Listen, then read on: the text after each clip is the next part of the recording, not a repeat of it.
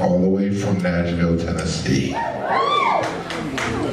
Author of her very first published book, which is right out there, called Inhale Peace. Give it up for Candance Greene.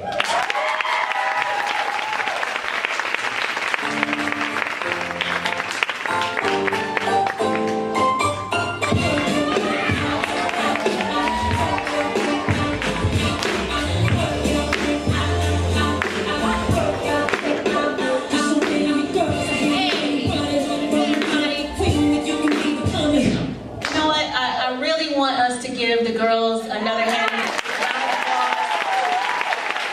They were amazing, and the fact that all of us, the women you've seen out here tonight, have come before you to share our hearts with you gives them permission to do the same thing, to own their story. So that's why we are here tonight, owning our stories and sharing them with you. So thank you for allowing us this opportunity to do so. So, before I get started, I need everybody to just close your eyes. Just close your eyes. Close your eyes. And we're going to inhale. Just inhale peace. And exhale fear. Inhale peace. And exhale anxiety. Inhale peace. And exhale everything that happened this week. Girl. As they just said, my name is Candance Greene. I am very happy to be with you tonight. And I want to take you back to September 1998.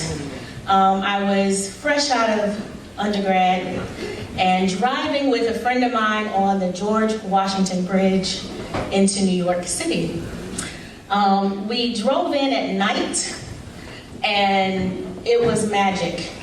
Everything I had thought about New York, everything I had seen was there. This is before September 11th, so the Twin Towers were there, and lights and the pulsating music and everything about New York was wonderful.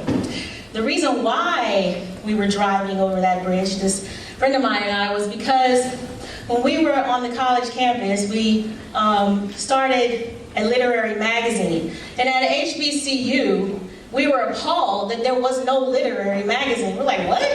There's no literary magazine. So we started the Inkwell Collective. And we said, you know what?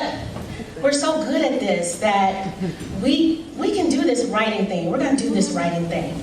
And when we graduate, we're moving to Harlem. Because when you go to HBCU, you become blackety black, black, black. Blackety black. Seriously. HBCU folks in the house? All right.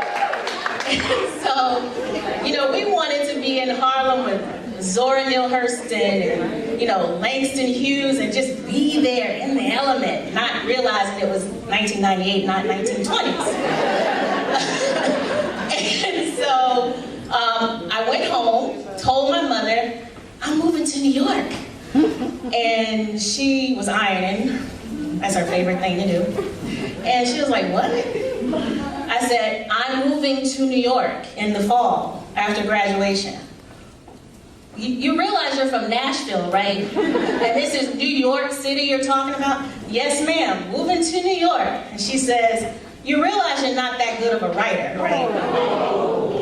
Yeah, that's how I felt on the inside, like, deflated. And I said, that's all right, I'm going anyway. She said, well, when you get there and you realize the biggest mistake you're making right now, and you decide to come back, you're not living in my house. Oh. Okay, I'm going anyway. So here I am on the George Washington Bridge, feeling really good. We get to the place where we're gonna live.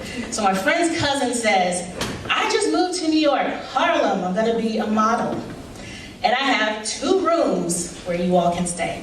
Perfect. We pull into Harlem, we're living in the Dominican area of Harlem, and this is around the time with the Sammy Sosa and the Mark McGuire home run thing they were doing. And so it was Sosa everywhere, on everyone's car, written on everyone's car. And I get out of the car, I'm like, I'm in New York. Let me just inhale New York. Oh, God. Sounds like me. I'm sorry, New Yorkers. And my husband's from New York, so he's heard this story. But I'm sitting there, and I look, and I see, it's like, this is not old people. This is like the new smell of urine. Yeah. And I look, and I see there is a woman sitting on the stoop, rocking, just rocking, pee. And I think to myself, I have made the biggest mistake of my life, but I'm not going home. Get inside, find out that this cousin, model, has given the rooms away to his college football buddies. And we have to rock, paper, scissors, who's gonna sleep on the couch and who's gonna sleep in a chair. That was my first night in New York City. And so my journey there was brief. I had $1,500 in my pocket, thinking I was rich, and learned very quickly that New York is not a place where $1,500 is gonna last. The city chewed me up and promptly spit me back out on the New Jersey Turnpike. 6 weeks later, in my head, I'm hearing my mother, you're not gonna make it. And when you come home, you're not gonna live here. So here I am on the turnpike, thinking to myself, what am I gonna do? I pulled a quarter out of my pocket. I said, I'm going to Philly, or I'm going to Baltimore.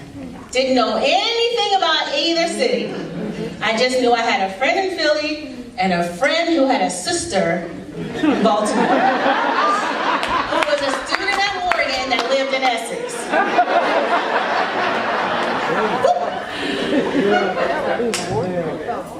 Landed on heads. Baltimore it is. That was 20 years ago. My plan was to be here 5 years and move on, but I met my husband here. And that is my story.